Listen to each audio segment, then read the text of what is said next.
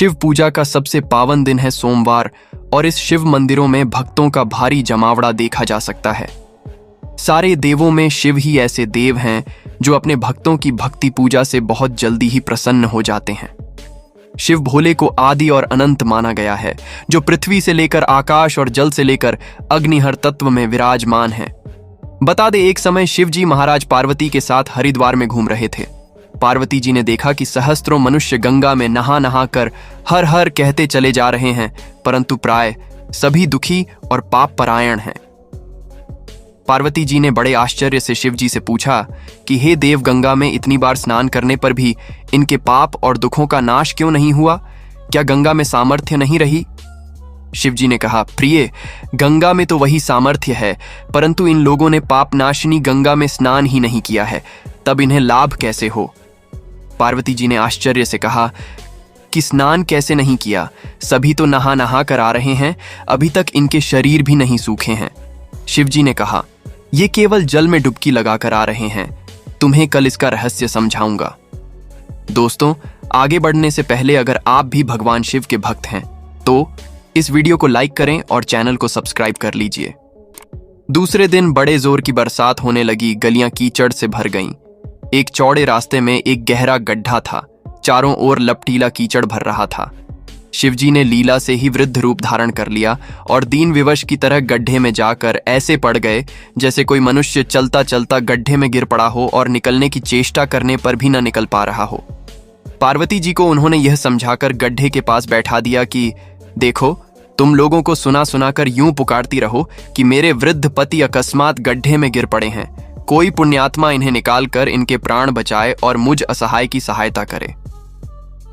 शिवजी ने यह और समझा दिया कि जब कोई गड्ढे में से मुझे निकालने को तैयार हो, तब इतना और कह देना कि भाई, मेरे पति सर्वथा निष्पाप हैं, इन्हें वहीं छुए जो स्वयं निष्पाप हो। यदि आप निष्पाप हैं तो इनके हाथ लगाइए, नहीं तो हाथ लगाते ही आप भस्म हो जाएंगे। पार्वती जी थास्तु कहकर गड्ढे के किनारे बैठ गईं और आने जाने वालों को सुना सुनाकर शिवजी की सिखाई हुई बात कहने लगीं। गंगा में नहाकर लोगों के दल आ रहे थे। सुंदर युवती को यूं बैठी देखकर कियों के मन में पाप आया। कई लोग लज्जा से डरे तो कियों को कुछ धर्म का भय हुआ, कई कानून से डरे। कुछ लोगों ने तो पार्वती जी को यह भी सुना दिया कि मरने दे बुढ़े को, क्यों उसके लिए रोती है। आगे और कुछ दयालु सच्चरित्र पुरुष थे। उन्होंने करुणावश हो युवती के पति को निकालना चाहा, परंतु पार्वती के वचन सुनकर वे भी रुक गए। उन्होंने सोचा कि हम गंगा में नहाकर आए हैं तो क्या हुआ, पापी तो हैं ही, कहीं होम करते हाथ न जल जाए। बूढ़े को निकालने जाकर इस स्त्री के कथनानुसार हम स्वयं भस्म न हो जाएं। किसी का साहस नहीं हुआ। सैकड़ों आए, सैकड़ों ने पूछा और चले गए। संध्या हो चली। शिवजी ने कहा, पार्वती, देखा आया कोई गंगा में नहाने वाला? थोड़ी देर बाद एक जवान हाथ में लोटा लिए हर हर करता हुआ निकला। पार्वती ने उसे भी वही बात कही। युवक का हृदय करुणा से भर आया। उसने शिवजी को निकालने की तैयारी की। पार्वती ने रोक कर कहा कि भाई, यदि तुम सर्वथा निष्पाप नहीं होोगे तो मेरे पति को छूते ही जल जाओगे। उसने उसी समय बिना किसी संकोच के दृढ़ निश्चय के साथ पार्वती से कहा कि माता, मेरे निष्पाप होने में तुझे संदेह क्यों होता है? देखती नहीं, मैं अभी गंगा नहाकर आया हूं। भला गंगा में गोता लगाने के बाद भी कभी पाप रहते हैं। तेरे पति को निकालता हूं। इसी दृष्टांत के अनुसार जो लोग बिना श्रद्धा और विश्वास के केवल दंभ के लिए गंगा स्नान करते हैं, उन्हें वास्तविक फल नहीं मिलता, परंतु इसका यह मतलब नहीं कि गंगा स्नान व्यर्थ जाता है। विश्वास के साथ किए गए गंगा स्नान का मिलता है वास्तविक फल। युवक ने लपक कर बूढ़े को ऊपर उठा लिया। शिव पार्वती ने उसे अधिकारी समझकर अपना असली स्वरूप प्रकट कर उसे दर्शन देकर कृतार्थ किया। शिवजी ने पार्वती से कहा कि इतने लोगों में से इस एक ने ही गंगा स्नान किया है।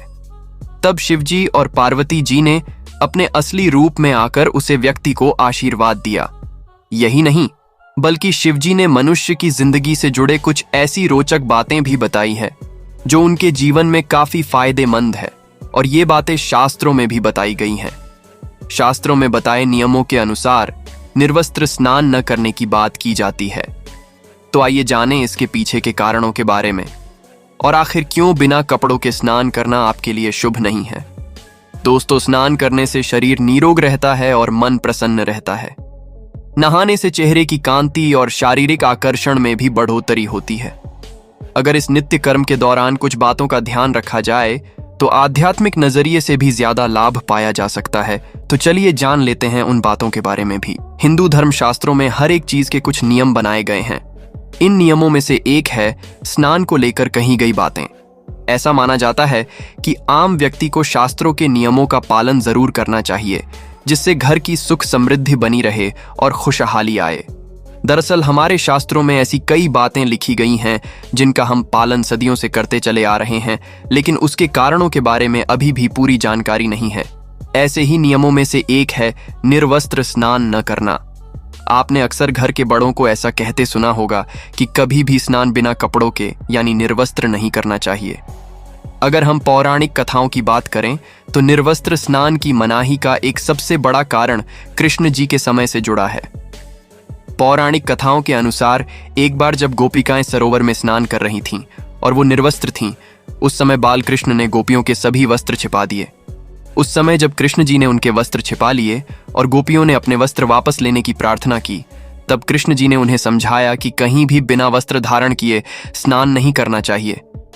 इससे जल के देवता वरुण का अपमान होता है। इसलिए आपको निर्वस्त्र स्नान न करने की सलाह दी जाती है।